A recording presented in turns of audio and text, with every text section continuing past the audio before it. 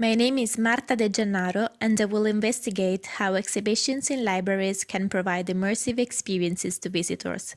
I will also present the Treasures of the British Library exhibition as a case study, as research was conducted at the British Library of London between June and September 2018 in collaboration with the Centre for Digital Humanities at the University College London.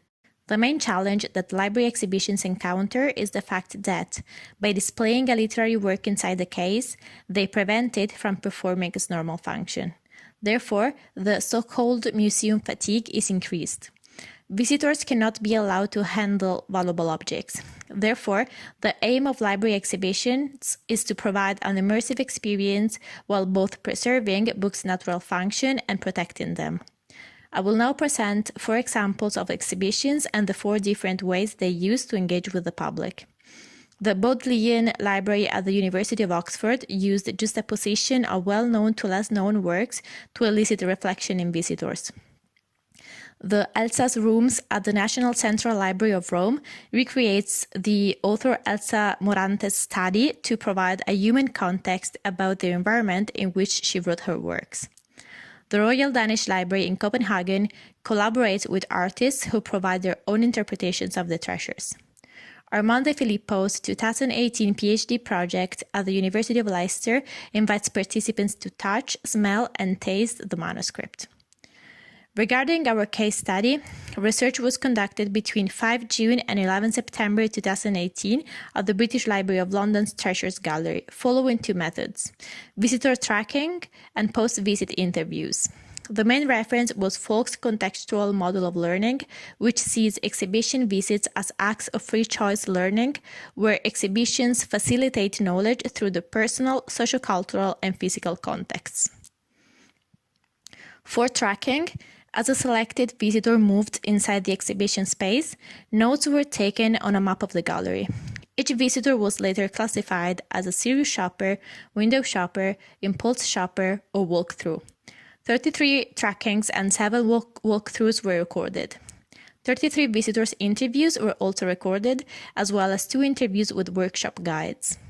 Participants were asked to recall specific moments of their visits before going more in depth about the experience.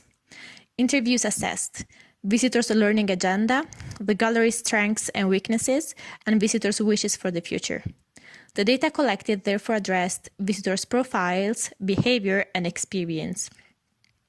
As for the first, for instance, the proportions between male and female visitors and between children and adults were recorded.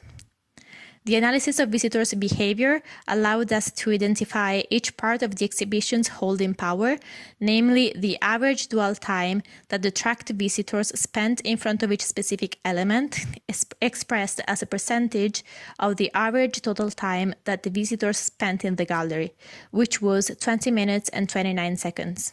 Similar data were collected about the exhibit's levels of attractiveness, namely the percentage of visitors who stopped in front of each element, and the levels of engagement, namely the percentage of visitors leaving out the ones on their own who engaged in discussions in front of each element.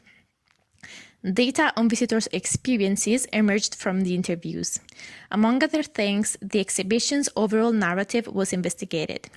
It emerged that a large number of visitors relied on prior knowledge to interpret the material. In the end, 3 dimensions of visitors' experience were identified. First, interaction. It emerged that visitors usually seek physical interaction with the objects to replicate the experience of reading a book.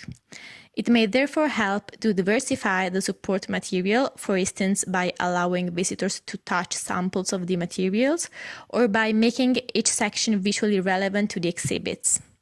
The second dimension is interpretation, which could be divided into historical and human. On the one hand, participants wish to have more information about the social cultural context of the objects, and they wished to have it explained in a non-scholarly way. On the other hand, they wanted to feel close to each author as a person, as they felt more engaged to situations they could personally relate to. For instance, women often recalled female figures.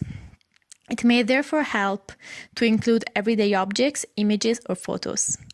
The last dimension is narrative, as visitors tended to appreciate more when a single topic was investigated and when stories were told, so that the Magna Carta and the Karl Marx sections had the strongest holding power.